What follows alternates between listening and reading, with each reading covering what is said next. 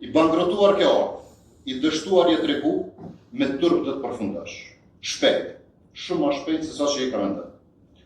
Tash, para se të votojmë tek i obligim paraqytetarëve të Prishtinës e para këtij vendit, me i dhonë disa sqarime shumë të rëndësishme. Pretendimet për borxhet komunës ndaj palëve tjera janë mbi 60 milion euro. Ka i ke qu këto pare për pare?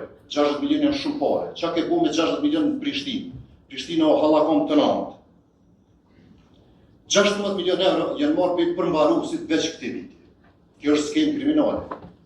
Na im të pagu penalti i taksave të Prishtinës për shkak të skemave kriminale të përparim Ramës. Edhe dush me tregu çka na me bu me pare që kena me bërë sot. Shumica aty në për investime kapitale. E ki për obligim me i tregu edhe asamblesë vëllë qytetit ku kime i qu këto pare. Edhe diçka është me rëndësime në thonë që e kanë kërku edhe disa kolegë këtu e për cilët se përgjigj. 1.500 euro rroga, 2-3.000 euro qiraja në fshatin ndërkombëtar, gati 3 milion i ke pagu atje, qysh për pare? Qysh vja del? Unë nuk e një dikon që i përshtatet ma shumë shprehja popullore, rroga e vogël fitimi ma.